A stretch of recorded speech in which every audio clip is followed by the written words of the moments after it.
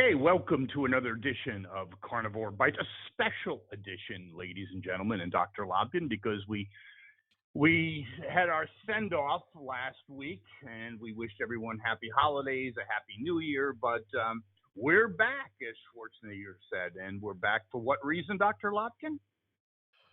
Well, when Joe Manchin blows up the Democratic agenda, it means we have to come back and talk about it. Yes, I didn't quite, it's been going on for over a month. Thought in the end he would cave. He did not cave. Brings up some interesting speculation. Most people don't think it's going to happen. I don't either. Is he going to switch parties? I don't think so. He could go independent. But more importantly, it blows up the Democratic agenda. I think it sets the administration back.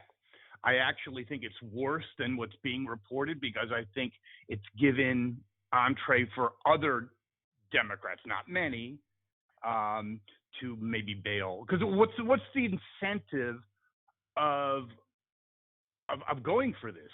You have a president that's hourly imploding, and that was evident yesterday. We'll talk about that later. Not a popular agenda. What's the uptake? I mean, next year, even you're looking at defections in the Democratic Party, retirements, it's going to be a bloodbath. So I'm not counting on it, but I wouldn't be surprised if a couple others bailed on it as well. What do you think? Yeah, they're talking about pushing this through for a vote regardless of Manchin. Their idea is they want to hold Manchin accountable, and they think he's going to back down. The problem is, first of all, the main reason he stepped away from Build Back Better is not even what's in the bill. He was negotiating what was in the bill and what it would cost. And quite frankly, he's well aware of the fact that a bill that he would vote for would not pass the House because the progressives won't vote for it. But he backed away mostly because of the way the Democratic Party was treating him. They were harassing him. They were abusing him. And he finally said, you know what? Enough is enough. Okay, but how does he play with them? Isn't he going to take his ball and go home? Because what's the point? I mean, yes, they were harassing him. They were even people, even liberals like Bette Midler, her tweets. I mean, I don't know if she got thrown off Twitter, if she was a Republican or conservative. She'd have her ass handed to her, calling his constituency, a bunch of strung out illiterates, and then her retort or her quasi apology basically just slammed him even more, called him a carpetbagger. So how does he go back and play ball with them? I mean, because you're right, it's like almost being in a situation where your friend, your spouse, whatever, does something. I mean, it's hard to go back, is my claim. It's hard. I think he will, but it's not going to be. Oh, well, I have no doubt he's going to stay a Democrat. Yes. He is a third generation Democratic, power person in West Virginia. His father was a big man in the party. His grandfather was a big man in the party. What the Democrats are not understanding is that Joe Manchin is a Democrat in the same way that JFK was a Democrat. He's not one of these liberal bullshit artists, and he is standing up for the people of West Virginia. Now, these are the people that voted for him. And if you take a look at the polls, first of all, he's got a 60% approval rating in West Virginia. Biden. Yeah, double what Biden has. Biden lost West Virginia by 39 points. So it wasn't even close. And on top of that, 75% of West Virginia residents have said they do not want Build Back Better. So he's not in any danger from his electorate by saying no to this.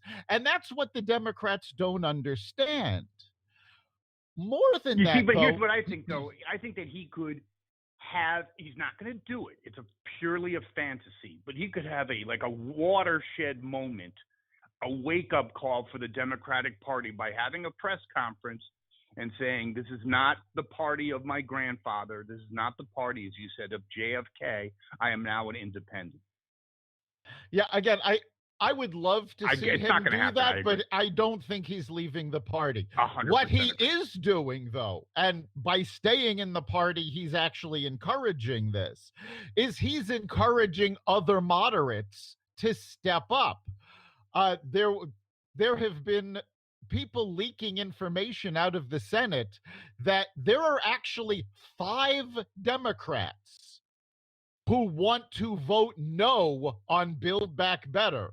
These are folks in purple states that are up for re-election in 2022, and they think voting for Build Back Better is going to kill them in next year's election. And that was my point, Dr. Lopkin, is that I believe that he provided the opportunity for others that are on the fence to go with it, because I don't see the uptick in voting for this thing. No, there's no uptick in it. Chuck Schumer has said he's going to bring this bill to the floor. What bill that is, God only knows, because the bill is still going through the reconciliation process, and the Senate Rules Committee has to take out anything that doesn't fit. So they don't even have a full bill yet to put up in the Senate. But they always miscalculate. They've been doing this in the administration and in the party. They overreach everything. Yes. Bringing it to a vote, Manchin's not going to change. It would be political suicide for him to change. Well, the other thing that they seem to be forgetting is yes, Manchin's not going to change his mind now. He's voting no. Absolutely. But we also know that Sinema has said she's going to vote no. So again, that just puts the stamp of death on this bill, but they're so tone deaf because they're so isolated that they don't get it. Well, they are tone deaf because they're not listening. The White House said they were blindsided by Manchin saying no. He's been saying no for 6 months. They chose not to listen. But I mean, if you listen to what the administration is saying, they were surprised by Manchin saying no. They were surprised by the Omicron variant. They were surprised by inflation. They were surprised that Afghanistan fell as quickly as it did. They're pretty much surprised by everything that comes along. These guys are surprised when the sun rises in the morning because 100%. They're clearly not paying attention. Well, here's where I don't believe anything liberals say anymore, but this I actually do believe that they were surprised because you have Biden. I agree with you. He's surprised if he knows what state he's in. And if you saw, and by the way, we'll transition a little bit to the Omni variant, Corona, whatever, I really believe that this is the end of his administration because he had some positive numbers a while ago. Kind of was the only thing that was keeping him afloat even months ago was his handling or potential handling of the coronavirus. What's going to happen, what he did yesterday, first of all, his press conference was, again, another disaster. I don't know if they wanted him to take questions, but he did. And he showed his dementia. He started yelling, which is a sign of dementia, and just completely looked like he was completely not in control. He could have had a moment, and as Dana Perino said, this not me, that he could have had, thank you Americans for doing what you've been doing over the last 2 years. I know it's tough. No, but he started accusing right from the start. And I think there's going to be other variants.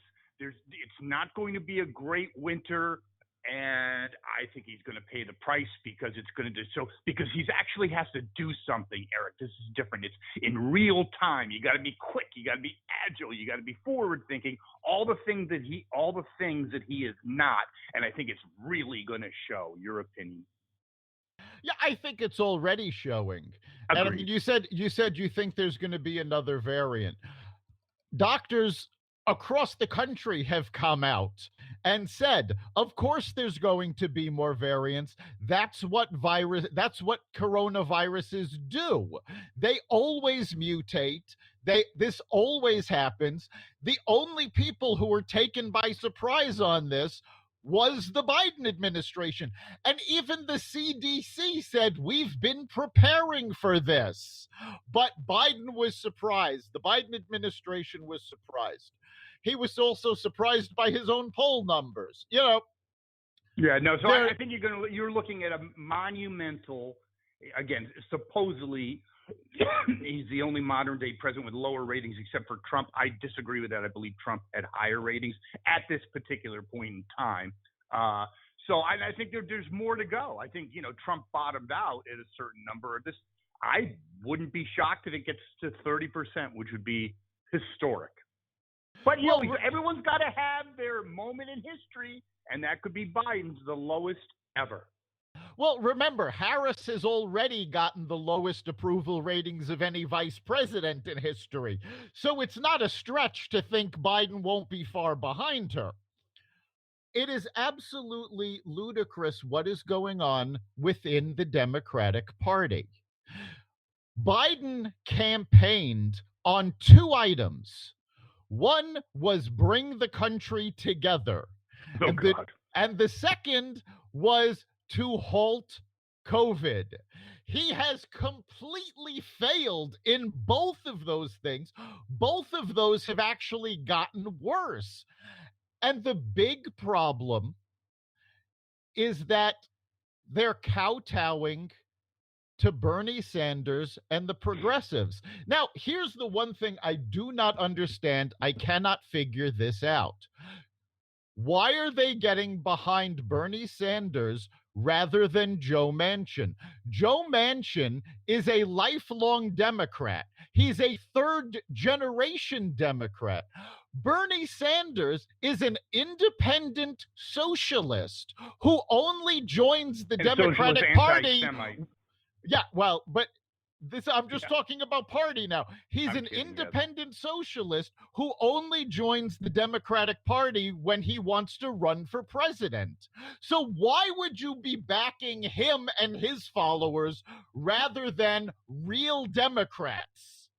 Yeah, but I have to push back about real Democrats. I think it's a line of bullshit. I think the Democratic Party has shifted to the left. I think the compass is with the AOC, that whack job from Massachusetts, the bald-headed lady. I forgot her name at the particular point in time. It's not really important. Pocahontas. No, she's an African-American. She's bald. Whatever. She's nuts. Okay. She's insane. But yeah, Pocahontas is insane too. Knows nothing about the real world effect. And I'll even interject. Pocahontas, she's exactly what liberalism is. Do as I say, not as I do. And I'll point to Nancy Pelosi that just made millions, her family, cashing in on Microsoft, getting a government contract. Boy, I bet that was just dumb luck. It's called insider trading. Again, the big socialist Pelosi and Pocahontas, who defended corporations in her previous life, that's all good for other people except for them.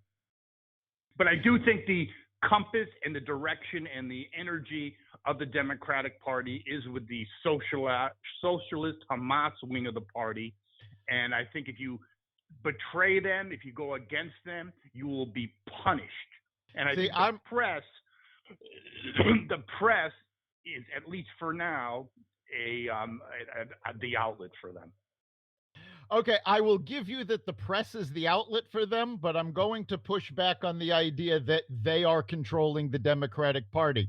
And as evidence, I'm going to point to this past election day when the progressives got their asses handed to them. Ilhan Omar was out there pushing to defund the police, and every one of her proposals was shot down by her constituency. Progressives across the country got kicked out of office. Even Democrats that won in reliably Democratic states barely pulled out victories when they switched to the left. The more moderate ones, they were the ones that survived and thrived. So I think where 2020, you saw this swing towards the idiots in the squad, I think you're seeing that pendulum already return. And I agree 100% with that. And to clarify my position is maybe they don't technically control, but that's where was, and I agree it's fading. But that's where a year ago, that's absolutely where the energy was. I think Biden was scared shitless. I think all of them were scared shitless to defy the Hamas wing of the party. And therefore, that's why Biden, well, he's not really in control. Whoever is his operatives, they had the progressive agenda. Biden has a history of being a moron, but he also has a history of being relatively moderate. He's the most progressive president ever, besides FDR.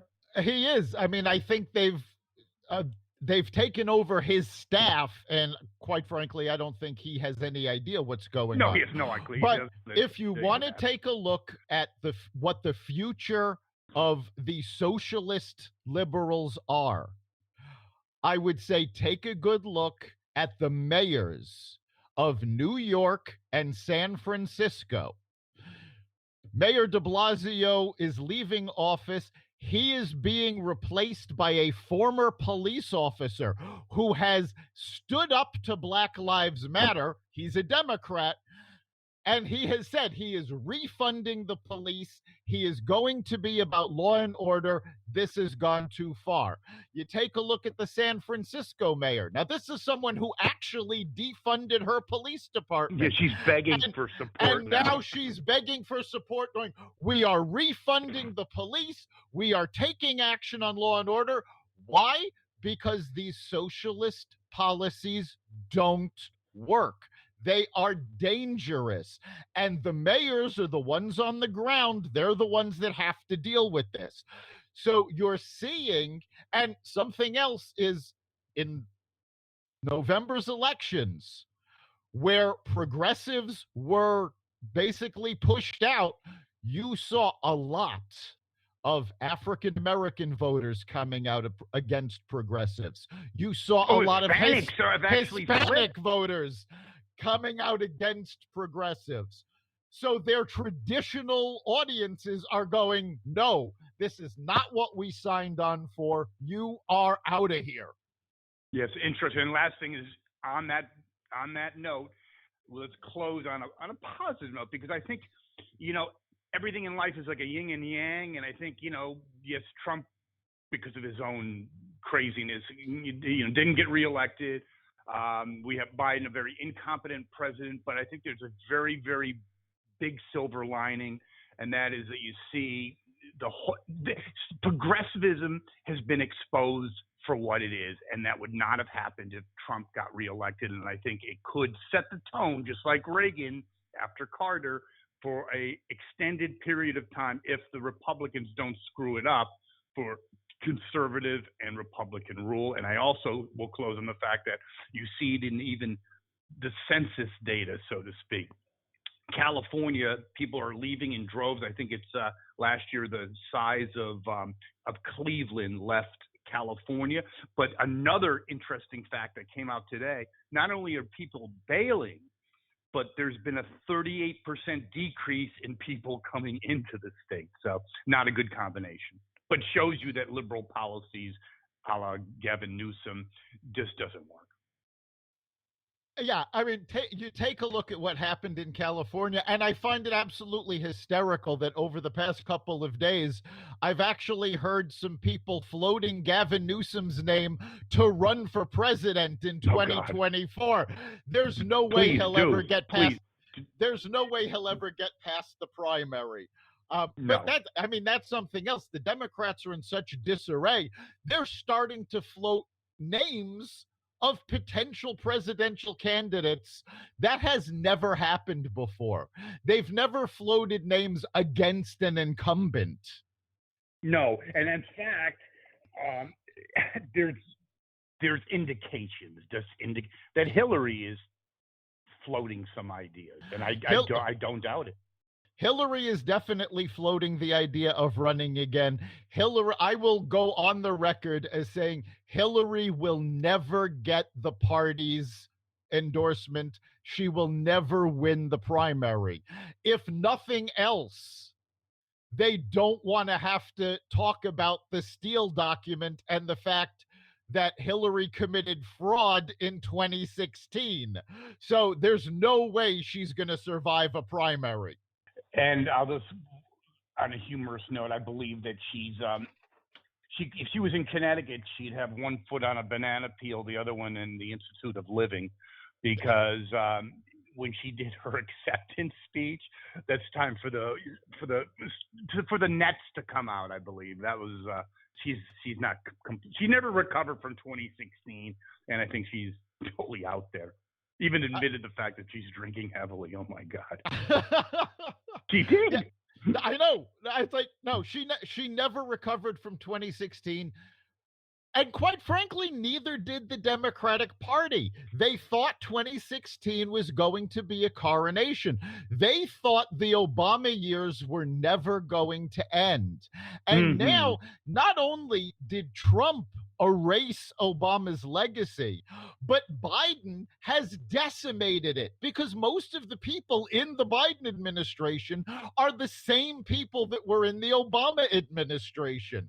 So Biden has completely destroyed Obama's legacy, even more than Trump ever could. And you know something? That's what you get with Carnivore Radio. Lopkin, that's great analysis, and you don't hear that anywhere else, is that, yeah, you could say Trump besmirched Obama's legacy, but Biden electrocuted it, and you have probably one of the people behind the operatives, because he has no idea what he's doing, is like Susan Rice and others. They're all ex-Obama people, and it shows their true colors. But anyway, I'm glad we did this show today. And now we'll wish our listeners a Merry Christmas, Happy Holidays, and a Happy New Year. Absolutely. This time we're taking vacation for real. We will see you in the new year. And remember, you can catch every episode at xvadio.com/podcast, as well as the Carnivore Radio website, Apple Podcasts, Google Podcasts, Spotify, iHeartRadio, Stitcher, Audible, Amazon Music, and wherever you find podcasts. Have a happy New Year. It was a great year, Dr. Lopkin. Thank you. Jeff, you have a happy New Year as well, and we will see our listeners in the new year. Take care.